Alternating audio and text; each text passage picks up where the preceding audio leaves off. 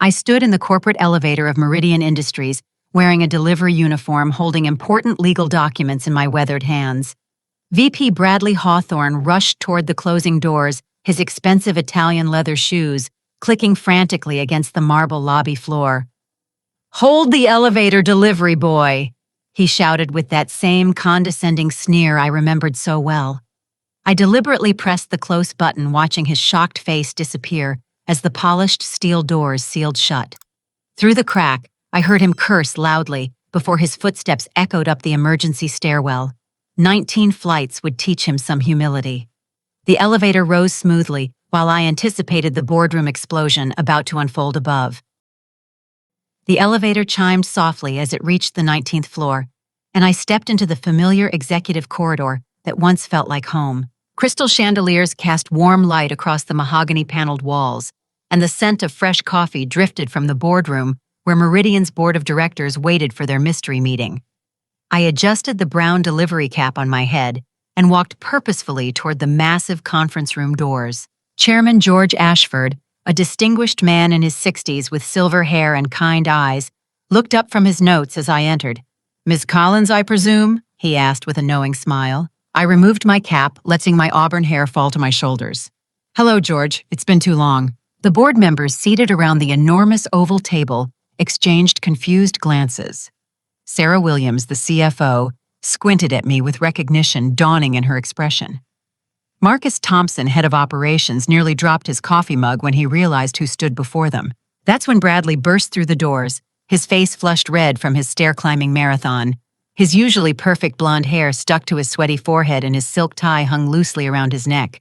He was breathing so hard he could barely speak. "Fire that delivery guy immediately," he wheezed, pointing a trembling finger at me. The little punk deliberately let the elevator doors close. "This is absolutely unacceptable behavior from a vendor." Chairman Ashford stood slowly, his expression growing serious. "Bradley, I'd like you to meet Tracy Collins. That delivery guy just purchased 55% of our company stock. She is your new majority shareholder." The color drained from Bradley's face so quickly I thought he might faint. His mouth opened and closed like a fish gasping for air, but no words emerged. The other board members sat in stunned silence watching this corporate drama unfold. "That's impossible," Bradley finally managed to croak. "Tracy Collins is just some nobody I fired 3 years ago for insubordination. She couldn't afford to buy a bicycle, let alone control this company." I smiled coldly and reached into my delivery bag, pulling out a thick folder of legal documents. "Things change, Bradley. 3 years ago, you destroyed my career because I refused your disgusting advances. You thought you could crush me and throw me away like garbage." The memories flooded back with crystal clarity. It was a rainy Tuesday evening when Bradley cornered me in my office after everyone else had gone home. He reeked of expensive whiskey and desperation as he pressed himself against my desk, trapping me between his body and the wall. "Come on, Tracy." He had slurred his hands, reaching for my blouse. "You want that promotion, don't you? I can make all your dreams come true. Just be nice to me." When I pushed him away and threatened to report his behavior, his face twisted with rage. "You'll regret this, you little nobody. I'll make sure you never work in this industry again." The next morning, security escorted me from the building, while Bradley fabricated stories about my job performance and work ethic. He spread lies to every contact in our industry, ensuring that no reputable company would hire me. I was blacklisted, humiliated, and financially ruined. But Bradley made one critical mistake. He underestimated my determination and intelligence. "After you destroyed my reputation," I continued, "I had nothing left to lose, so I took my severance pay and started a small tech consulting business from my studio apartment. I lived on ramen noodles and coffee for 6 months while I developed a revolutionary data management system." Sarah Williams leaned forward, her eyes widening. "Wait, are you saying you created Pinnacle Solutions?" I nodded. "That little startup you probably never heard of just went public last month. The IPO raised $8 billion in the first day of trading. Turns out when you steal someone's career, you might accidentally create your worst nightmare." Bradley's legs gave out and he collapsed into the nearest chair. His hands shook as the reality of his situation sank in. The woman he had sexually harassed and professionally destroyed now controlled his entire world. Marcus Thompson whistled low under his breath. "Pinnacle Solutions revolutionized cloud computing for half the Fortune 500 companies. Tracy, you're not just successful, you're a business legend. I savored the moment watching Bradley's arrogant facade crumble completely. For the past 6 months, I've been quietly purchasing Meridian stock through various shell companies and investment firms. Nobody suspected that the mysterious buyer accumulating shares was someone with a very personal vendetta. Chairman Ashford reviewed the documents I'd placed before him. Everything appears to be in perfect legal order. Ms. Collins, as majority shareholder, you now have controlling interest in Meridian Industries. The irony was delicious. The man who once had the power to destroy my life now sat powerless before me, realizing that his victim had become his master. The small delivery uniform I wore was a calculated insult, a reminder of how he viewed people he considered beneath him. "This can't be happening," Bradley whispered, his voice barely audible. "This has to be some kind of mistake." I leaned across the conference table, looking directly into his panicked eyes. "The only mistake was yours, Bradley. You thought you could abuse your power without consequences. Now you're about to learn what it feels like to be completely helpless." I opened my delivery bag and withdrew a second folder, this one even thicker than the first. "Janet Foster, please join us," I called toward the door. A sharp-dressed woman in her 40s entered the boardroom, followed by 3 associates carrying briefcases and laptops. Janet Foster was one of New York's most feared corporate attorneys, known for her ruthless efficiency and perfect track record in hostile takeover cases. "Good afternoon, everyone," Janet announced with professional authority. "I represent Ms. Collins in this acquisition. Let me explain exactly how we've structured this takeover to ensure complete legal compliance." Bradley frantically reached for his phone. "I'm calling our legal department. This whole thing is fraudulent. There's no way this is legitimate." "Please go ahead," I said calmly. "But you should know that your head counsel, Richard Stanton, has already reviewed all our documentation. In fact, he was quite helpful in ensuring we followed every regulation to the letter." The blood drained from Bradley's face again. Even his own lawyers had betrayed him, though they probably had no idea they were helping to orchestrate his downfall. Janet spread several documents across the conference table. Over the past 6 months, Ms. Collins has purchased Meridian stock through 12 different shell companies, 15 investment funds, and 8 offshore accounts. Every purchase was properly reported to the SEC and followed all disclosure requirements. Sarah Williams studied the papers with growing amazement. "These transactions total nearly $4 billion. Tracy, how did you manage to accumulate that much capital so quickly?" I couldn't hide my satisfaction. Pinnacle Solutions wasn't my only venture. While I was building the company, I also developed several patents for artificial intelligence applications. When tech giants started bidding for those patents, the licensing fees alone generated over $2 billion in revenue. Marcus Thompson shook his head in disbelief. "You turned your destruction into the foundation of an empire."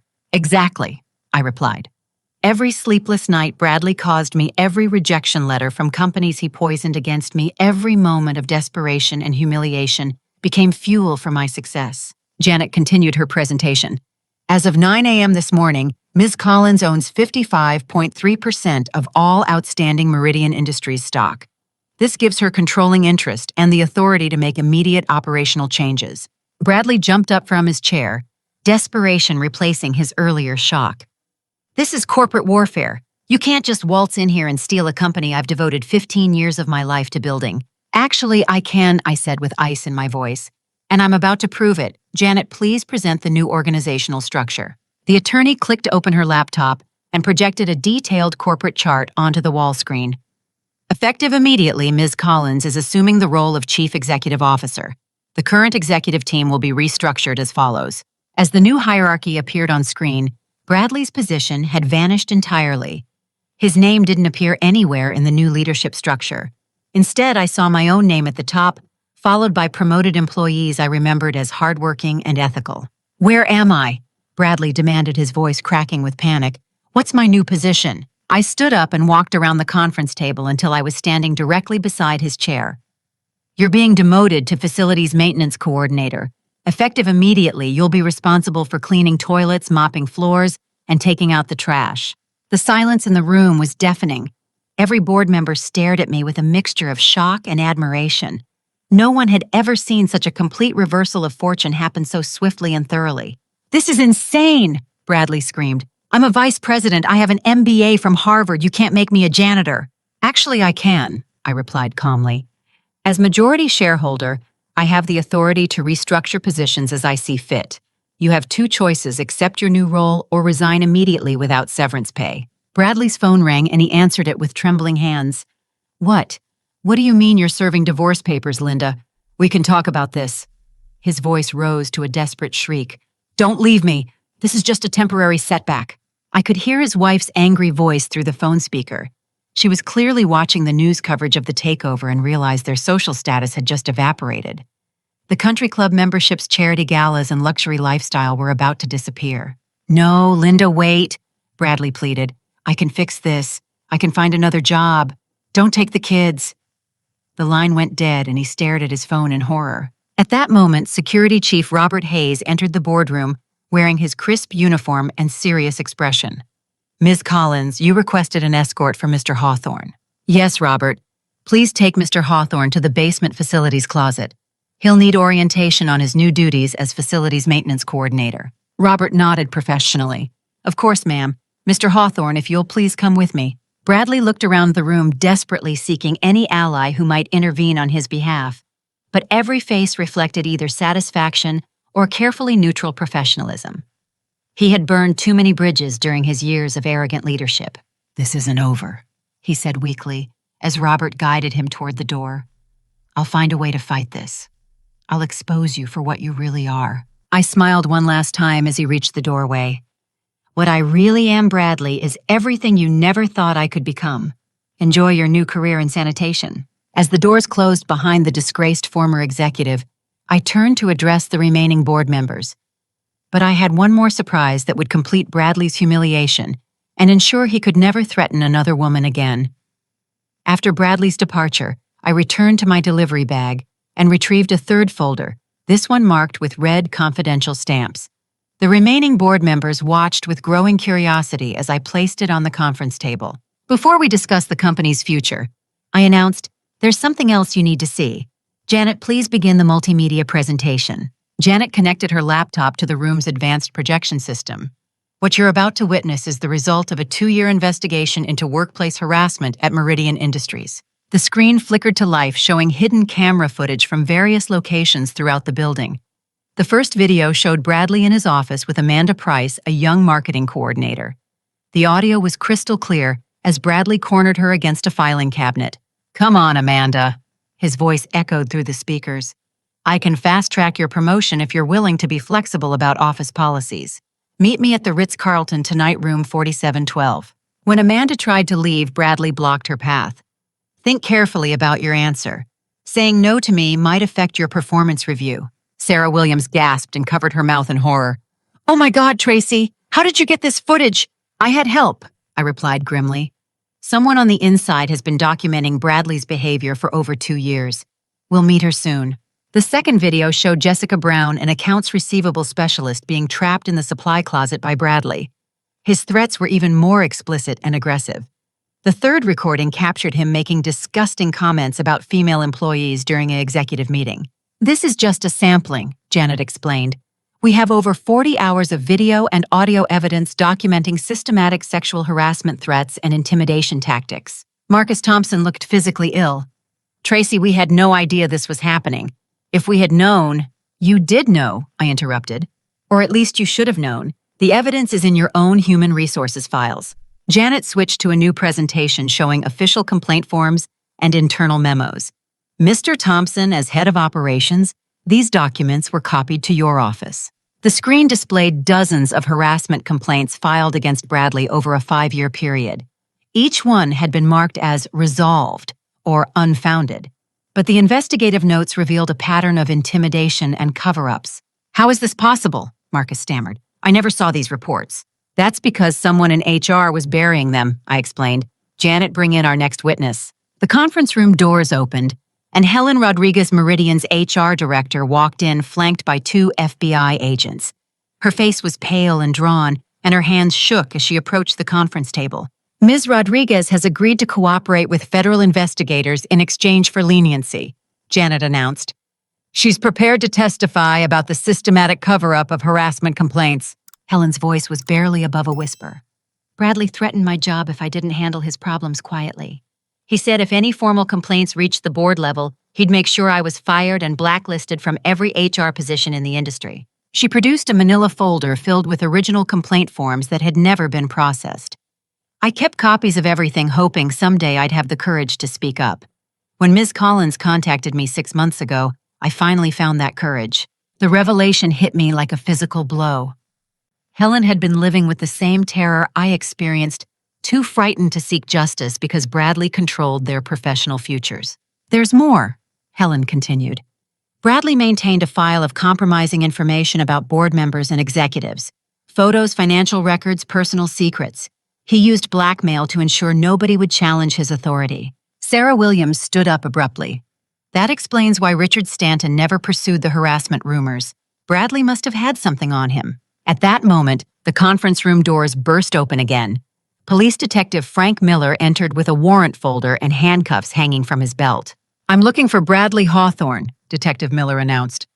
"We have a warrant for his arrest on charges of sexual harassment, criminal intimidation, and conspiracy to obstruct justice." "He's in the basement," I replied with grim satisfaction.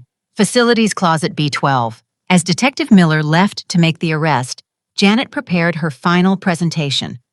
"Ms. Collins, would you like to address the victims directly?" I nodded and picked up the conference room phone. "Security, please send Amanda Price, Jessica Brown, and Maria Sanchez to the 19th floor boardroom immediately." Within 5 minutes, 3 women entered the room. Their faces showed a mixture of hope and terror as they recognized the assembled authority figures. For years, these women had suffered in silence, believing they had no power to challenge Bradley's abuse. "Ladies," I began gently, "you're safe now. Bradley Hawthorne has been arrested, and his reign of terror is officially over." Amanda Price, a petite brunette in her late 20s, began crying immediately. "I was so scared he'd fire me if I complained officially. I have student loans and a sick mother to support." Jessica Brown, a tall redhead with fierce green eyes, clenched her fists. "He made my life hell for 3 years.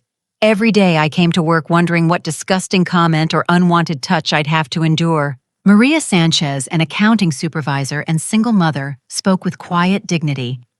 "He threatened to have me deported if I reported his behavior. Even though I'm a naturalized citizen, he said he had connections who could make my life very difficult." I felt my heart breaking for these women who had suffered because of one man's abuse of power. "Your nightmare is over. Not only will Bradley face criminal charges, but you'll each receive financial compensation through civil lawsuits. But there's something else you should know," I continued. "One of you has been secretly working with me for 2 years, providing the evidence we needed to bring Bradley down." The 3 women looked at each other with confusion until Jessica Brown stepped forward. "That was me," she admitted quietly. "I contacted Ms. Collins after I heard about what happened to her. I've been wearing a hidden camera and recording device every day for 24 months. Amanda gasped. "Jessica, you risked everything to help us." "Someone had to," Jessica replied firmly. "Bradley counted on our fear and isolation.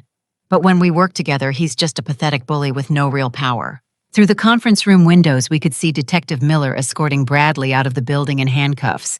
His expensive suit was wrinkled and stained from his brief stint in the facilities closet. News crews had already gathered outside, and camera flashes illuminated his humiliated face. "Justice isn't just about punishment," I told the assembled group. "It's about making sure this never happens to anyone else."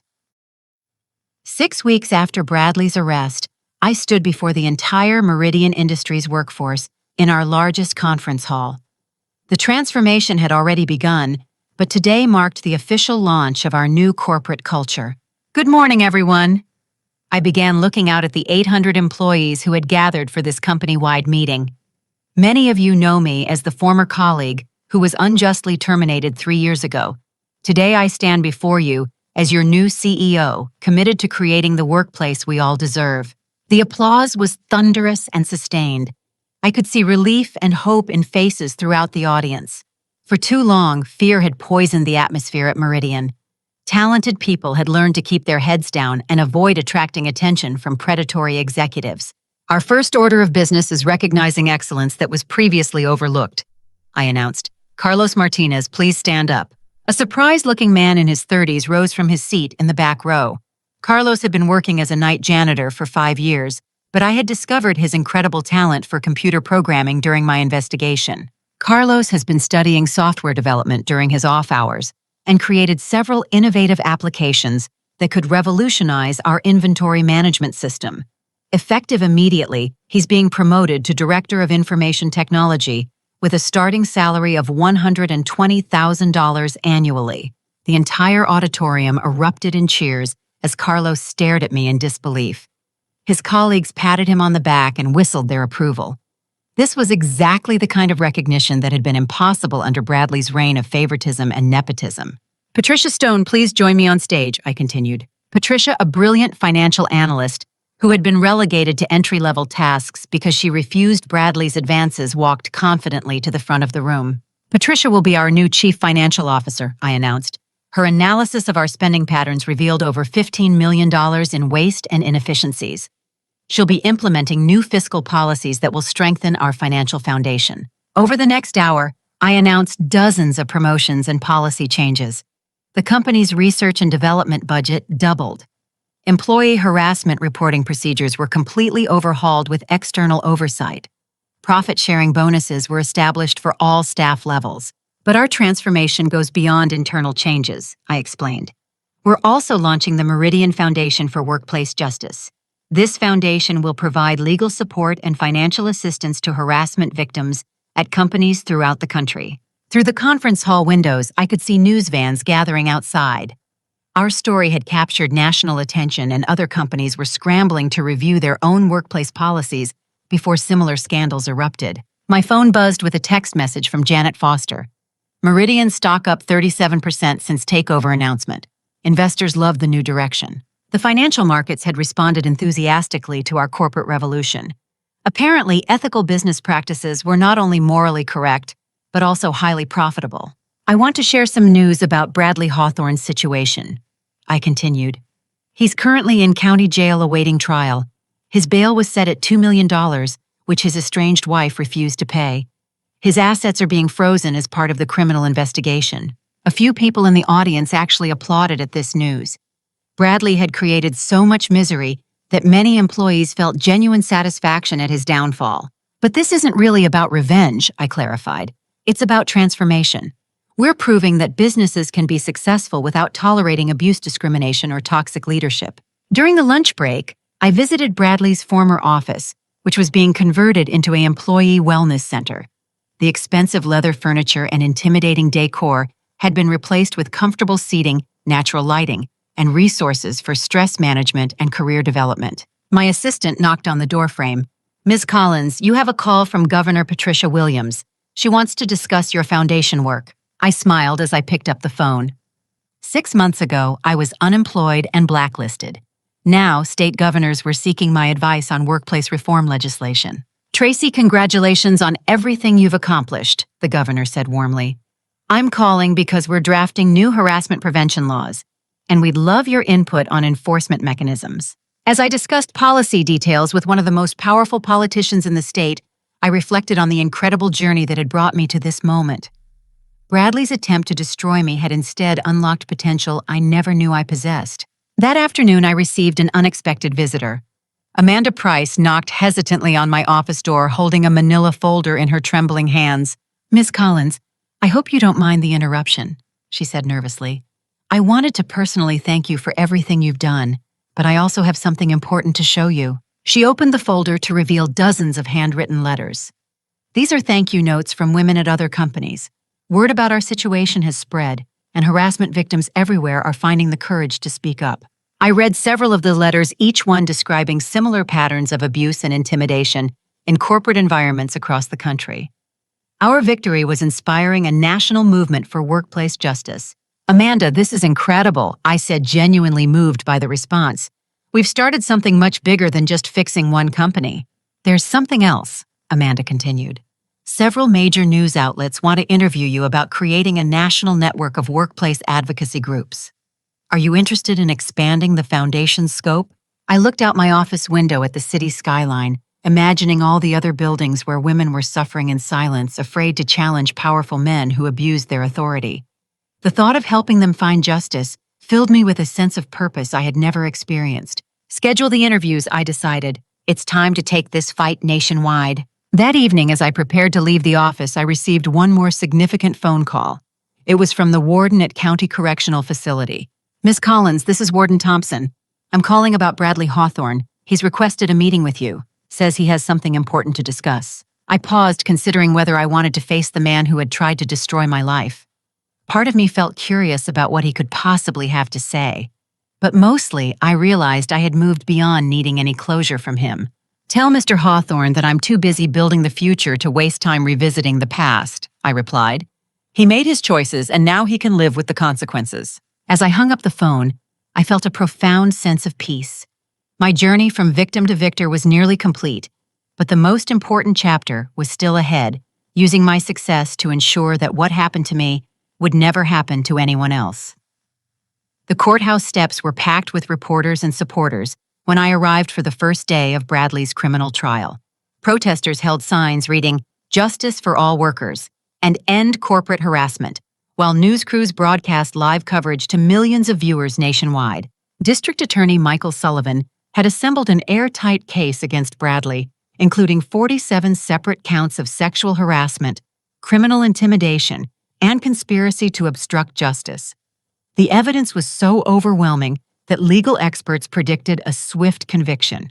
"Ms. Collins, how does it feel to finally see justice served?" shouted a reporter from NBC News. I paused on the courthouse steps to address the media gathering. Today isn't just about one man's crimes. It's about changing a culture that has protected predators while silencing victims for far too long. Inside the courtroom, I took my seat in the witness section alongside Amanda, Jessica, Maria, and 12 other women who had suffered under Bradley's abuse. His defense team, led by expensive attorney Richard Fleming, sat nervously at their table, while Bradley slouched in his chair wearing an Orange County Jail jumpsuit. The man who once commanded respect through fear and intimidation now looked pathetic and defeated. His usually perfect hair was unkempt, his face pale and drawn from weeks in jail. The powerful executive had been reduced to just another criminal defendant. Judge Margaret Sullivan called the court to order.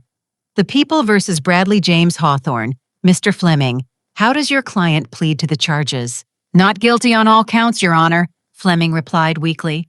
Everyone in the courtroom knew this would be a hopeless defense. District Attorney Sullivan's opening statement was devastating. "Ladies and gentlemen of the jury, over the next week you will hear testimony about a systematic campaign of sexual harassment and intimidation that lasted over 5 years. The defendant used his corporate power to prey on vulnerable employees who feared for their livelihoods. When my turn came to testify, I walked to the witness stand with confidence and dignity. The packed courtroom fell silent as I placed my hand on the Bible and swore to tell the truth. "Ms. Collins," DA Sullivan began, "please tell the jury about your experience with the defendant." For the next 2 hours, I recounted every detail of Bradley's harassment campaign against me.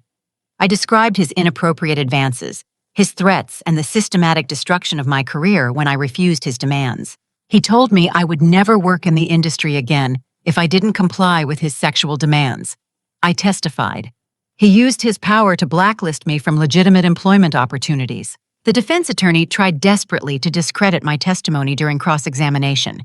"Ms. Collins, isn't it true that you planned this entire takeover as an elaborate revenge scheme?" I looked directly at the jury as I responded. "I built a successful business and created hundreds of jobs. If seeking justice after being sexually harassed is revenge, then every victim of harassment deserves the same opportunity for revenge." The courtroom applauded until Judge Sullivan called for order. Even some jury members nodded their approval of my response. Amanda Price's testimony was equally powerful. She described Bradley's pattern of cornering female employees and making their continued employment conditional on sexual favors. Her voice remained steady despite the emotional difficulty of recounting those experiences. "He made it clear that saying no would mean losing my job," Amanda testified. "I was terrified every day, but I needed the income to support my family." Jessica Brown's testimony included playing the secret recordings she had made over 2 years. Bradley's voice filled the courtroom as he made disgusting propositions and explicit threats. Several jury members visibly cringed at his crude language and predatory behavior. The most dramatic moment came when Bradley's own brother, David Hawthorne, took the witness stand for the prosecution. "Your Honor, I've struggled with whether to testify against my own brother," David began, "but I can no longer stay silent about the family history that shaped his behavior." David revealed that their father had been an abusive corporate executive who taught his sons that power meant taking whatever they wanted from subordinates. Bradley had learned from childhood that women were objects to be manipulated and controlled. "I chose a different path," David testified with tears in his eyes. "But Bradley embraced our father's toxic example. I've watched him hurt innocent people for years, and I should have spoken up sooner." Bradley's face contorted with rage as his brother testified against him. The family trauma didn't excuse his behavior, but it helped explain how someone could become so fundamentally corrupt. The prosecution's final witness was Dr. Sarah Mitchell, a workplace psychology expert, who testified about the lasting damage caused by systematic harassment. Victims of workplace sexual harassment experience symptoms similar to combat veterans, Dr. Mitchell explained. The defendant's actions created a hostile environment that traumatized multiple women over many years. Defense attorney Fleming's case was pathetically weak. He called character witnesses who had clearly been coached to present Bradley as a misunderstood leader whose actions were taken out of context. Mr. Hawthorne was simply an executive who demanded excellence from his employees, testified former colleague Robert Hayes.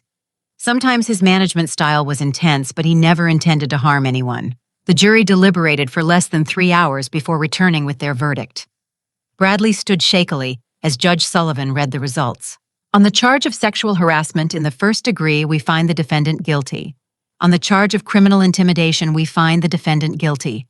On the charge of conspiracy to obstruct justice, we find the defendant guilty. The pattern continued for all 47 charges, guilty on every count. Bradley collapsed into his chair as the courtroom erupted in celebration. Victims and supporters hugged each other while Bradley's defense team sat in stunned silence. Judge Sullivan scheduled sentencing for the following week, but legal experts predicted Bradley would receive the maximum penalty of 15 years in state prison. Outside the courthouse, I addressed the media one final time. Today's verdict sends a clear message that no one is above the law, regardless of their wealth or position. But our real victory isn't Bradley's conviction. It's the cultural change we've started that will protect future generations of workers. That evening, I received calls of congratulation from business leaders, politicians, and advocacy groups across the country. The National Organization for Women presented me with their Courage and Leadership Award. The Harvard Business School invited me to speak at their annual ethics conference. But the most meaningful recognition came from an unexpected source. A package arrived at my office containing a handwritten letter from an 8-year-old girl named Emma Rodriguez. "Dear Ms. Collins," the letter read in careful crayon handwriting. "My mom works at a big company and used to be scared of her boss. After she saw you on TV, she reported him, and now she's happy at work again. Thank you for helping my mom be brave." I sat in my office reading that letter over and over again, realizing that our fight had ripple effects far beyond anything I had imagined. We weren't just seeking justice for past wrongs. We were creating a safer world for the next generation. The trial was over, but the real work of transformation was just beginning. 6 months after the conviction, I found myself standing outside the state correctional facility on a gray October morning.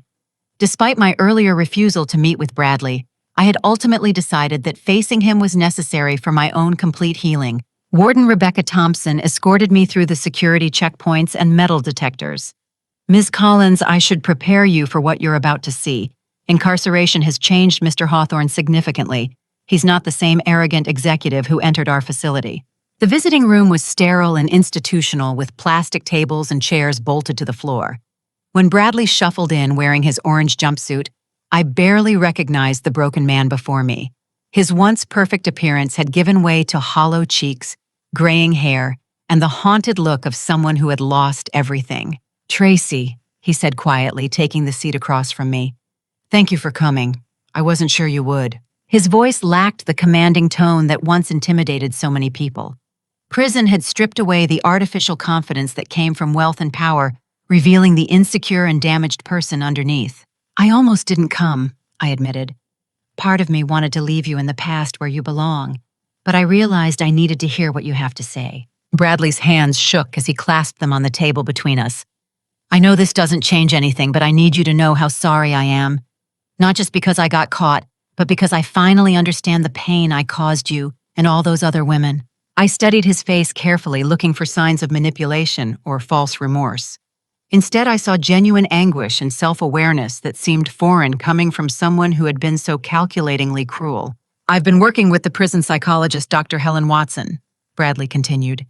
She's helped me understand how my childhood trauma turned me into a predator. That doesn't excuse what I did, but it explains how I became so twisted. He pulled out a thick notebook filled with handwritten pages. I've been writing letters to every woman I harmed, not asking for forgiveness, just taking full responsibility and acknowledging their pain. I was surprised by this development. Have you sent these letters? Not yet, Bradley replied. Dr. Watson says the victims should decide whether they want to hear from me, but writing them has forced me to confront the full scope of what I did. He opened the notebook and showed me pages of careful script. The letters were detailed accounts of specific incidents, acknowledgments of the trauma he caused, and genuine apologies without any self-serving requests for forgiveness. I've also been donating every penny of my remaining assets to women's shelters and advocacy organizations, Bradley added. My lawyer liquidated my investment portfolio and real estate holdings. It's not nearly enough to undo the damage, but it's something. This revelation shocked me. You've given away everything. I kept enough money for basic necessities when I'm eventually released, Bradley explained. But I don't deserve luxury while my victims are still dealing with the consequences of my actions. We sat in silence for several minutes as I processed this unexpected display of accountability. The man who had once threatened to destroy my career was now voluntarily destroying his own financial security to help his victims. Tracy, there's something else, Bradley continued. I've been accepted into the prison's Victim Impact Program. When I'm released, I'll be working with Dr. Watson to counsel other offenders about the reality of sexual harassment and abuse. I felt a complex mixture of emotions, surprise, cautious hope, and lingering anger. Why should I believe this isn't just another manipulation? Bradley met my eyes directly. Because I have nothing left to gain from manipulating anyone. My career is over. My marriage is over. My social status is gone forever. The only thing I can do now is try to prevent other people from becoming monsters like I was. Dr. Watson appeared in the doorway. I hope you don't mind the interruption, but I wanted to speak with Ms. Collins about Bradley's progress. I followed her to a small office down the hall where she could speak more freely about his psychological evaluation. In 20 years of treating incarcerated offenders, I've rarely seen such a complete transformation, Dr. Watson explained. Bradley arrived here full of rage and denial. It took months of intensive therapy before he could even acknowledge his victim's humanity. She showed me detailed psychological reports documenting his treatment progress. He's participated in every available program: anger management, addiction counseling, trauma therapy, and victim impact education. His commitment to rehabilitation appears genuine.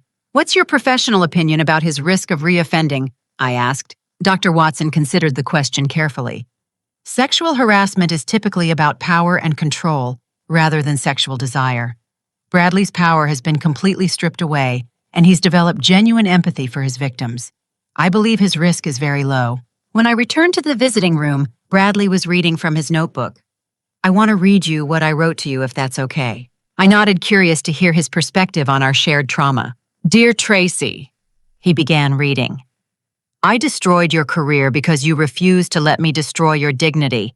I used my position to punish you for having the courage I lacked to stand up to predators. Your strength threatened me because it highlighted my weakness and cowardice. He continued reading for several minutes, detailing every aspect of his campaign against me and acknowledging the specific ways his actions had harmed my life and career. You survived my attempts to break you and transformed that survival into triumph, he concluded. I can never undo the pain I caused, but I can dedicate the rest of my life to ensuring no other woman suffers what you endured. When he finished reading, I felt something unexpected, a sense of closure I hadn't realized I was seeking. Hearing him take full responsibility without excuses or self-pity was profoundly healing. Bradley, I accept your apology, I said quietly. Not because you deserve forgiveness, but because carrying anger toward you was poisoning my ability to help other victims. He began crying, then deep sobs that seemed to come from years of suppressed guilt and shame. Thank you for giving me the chance to become a better person, even if it took losing everything to find that person. As I prepared to leave, Bradley made one final request. Tracy, when I'm released in 4 years, would you be willing to let me volunteer for your foundation? I know I'm the last person you'd want to work with, but my experience might help other victims understand their abuser's psychology. I considered his proposal carefully. Contact me when you're released. If your rehabilitation continues and you maintain your commitment to helping victims, we might find a way for you to contribute to the cause. Driving away from this prison, I felt a profound sense of completion. My journey from victim to victor was now truly finished. Justice had been served, my attackers had been transformed, and I had found the strength to extend grace, even to someone who had tried to destroy me. The cycle of revenge and retribution was broken. In its place, we had created something far more powerful: redemption, healing, and hope for the future. 2 years later, I stood in the gleaming conference room of our new headquarters building, looking out at the most successful and ethical company in our industry. The wall-to-wall windows offered a stunning view of the city skyline, but the real beauty was inside our offices, where 800 employees worked in an environment of mutual respect and collaboration. "Ms. Collins, the ceremony is about to begin," announced my assistant Maria Santos, who had been promoted from receptionist to executive operations manager after demonstrating remarkable organizational skills and leadership potential. I straightened my navy blue blazer and walked toward the main auditorium, where we were celebrating Meridian Industries' 2nd anniversary under ethical leadership. The transformation had exceeded every expectation, both financially and culturally. The auditorium was packed with employees, their families, community leaders, and media representatives. Stock prices had tripled since the takeover, making Meridian one of the fastest-growing companies in the region. More importantly, employee satisfaction surveys showed 97% approval ratings for workplace culture and management practices. "Good morning, everyone." I began looking out at the sea of confident, happy faces. 2 years ago, this company was a toxic environment where fear and harassment poisoned every interaction. Today, we've become a model for ethical business practices worldwide. The applause was enthusiastic and sustained. I could see Amanda Price in the front row now, serving as our Director of Employee Advocacy. Jessica Brown sat nearby in her role as Chief Security Officer, responsible for maintaining our zero-tolerance harassment policies. Maria Sanchez had been promoted to Senior Accounting Manager and was pursuing her MBA through our employee education program. Our success isn't measured only in profits, though those have been substantial, I continued. Our real achievement is creating a workplace where every person can contribute their best work without fear of discrimination, harassment, or retaliation. Behind me, a large screen displayed statistics about our company's impact harassment complaints, down to zero productivity, up 40%, employee retention at an industry-leading 95%, and profit margins that outperformed every competitor. The Meridian Foundation for Workplace Justice has now helped over 15,000 harassment victims across the country, I announced. We've supported legislative reforms in 12 states and provided legal assistance that has resulted in over $300 million in settlements and judgments for victims. The foundation had grown beyond my wildest dreams. We now operated offices in major cities nationwide, staffed by attorneys, counselors, and advocates who specialized in workplace harassment cases. Corporate executives across the country were implementing new policies to avoid becoming the next cautionary tale. "I want to share some personal news," I continued. "Last week, I received a letter from Bradley Hawthorne, who was released from prison after serving 4 years of his sentence. He's been working at a nonprofit organization that helps former offenders reintegrate into society." A murmur rippled through the audience. Many people were surprised that I would mention Bradley at our celebration, but I had an important point to make. Bradley has spent the past year volunteering with organizations that combat sexual harassment, I explained. His insider knowledge of predatory behavior has helped identify warning signs and prevent abuse in several corporations. I pulled out a handwritten letter that had arrived the previous week. He wrote to thank me for inspiring his rehabilitation and to inform me that he's dedicating his life to victim advocacy work. Sometimes justice isn't just about punishment, it's about transformation. After the ceremony, I walked through our offices, visiting departments and checking on various projects. The atmosphere was electric with creativity and collaboration. Teams worked together seamlessly, sharing ideas and supporting each other's success. In what used to be Bradley's executive suite, we had created the Employee Innovation Center, where staff members could develop new ideas and receive funding for promising projects. Carlos Martinez, our former janitor turned IT director, was working with a team of programmers on artificial intelligence applications that could revolutionize our industry. Ms. Collins called out Jennifer Walsh, a young intern from the local university. "Could I speak with you for a moment?" Jennifer was participating in our Women in Leadership program designed to help young professionals develop the skills and confidence needed for executive roles. "I wanted to thank you for creating this internship program," Jennifer said earnestly. "My professors told me about your story, and it inspired me to pursue business leadership despite some discouraging experiences I've had with male supervisors." I smiled, remembering my own struggles as a young professional. "Jennifer, what matters isn't avoiding difficult people, but having the strength to stand up to them when necessary. You have that strength." "Actually, there's something else," Jennifer continued. "Yesterday, a supervisor at my previous internship sent some inappropriate text messages. Instead of ignoring them like I might have before I reported the behavior to his company's HR department, my heart swelled with pride." "How did they respond?" "They took immediate action," Jennifer replied. "The supervisor was suspended pending investigation, and they thanked me for bringing the situation to their attention. Your example showed me that victims don't have to suffer in silence."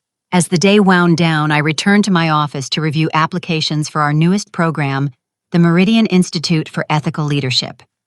This graduate-level certification program would train the next generation of business executives to prioritize integrity and respect in their management practices. My phone buzzed with a text message from Amanda Price. "Just heard back from the university. They're naming their new Business Ethics Center after you, the Tracy Collins Center for Workplace Justice. Congratulations." I leaned back in my chair, reflecting on the incredible journey that had brought me to this moment. 3 years ago, I was unemployed, blacklisted, and financially desperate. Today, I led a thriving company, operated a national foundation, and inspired positive change across multiple industries.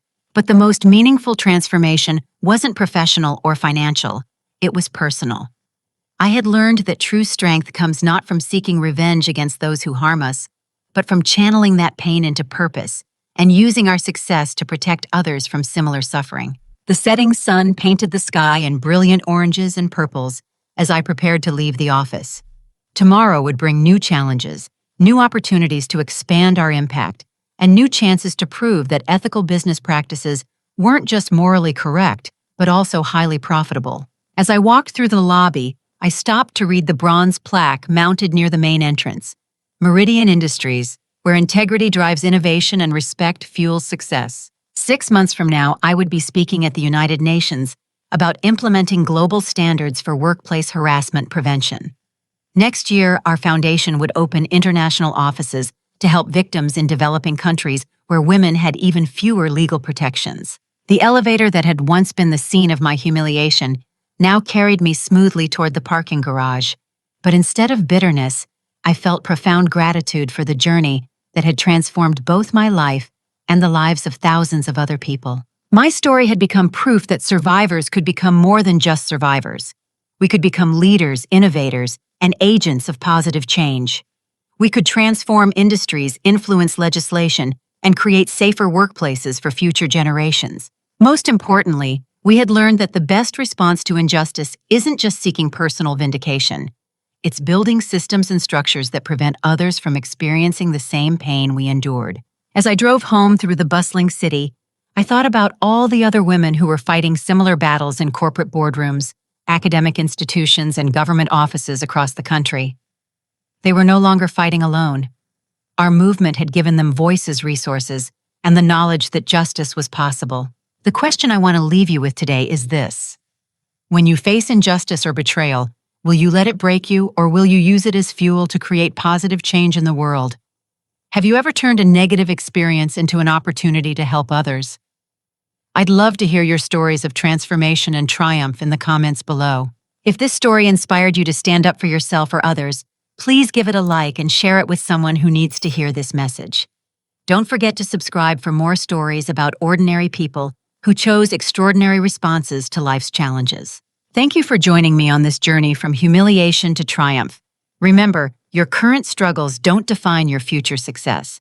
Sometimes the greatest victories come from the deepest defeats, and the most powerful leaders emerge from the most painful experiences. Until next time, keep fighting for justice, supporting one another, and proving that ethical leadership isn't just a dream, but a reality we can create together.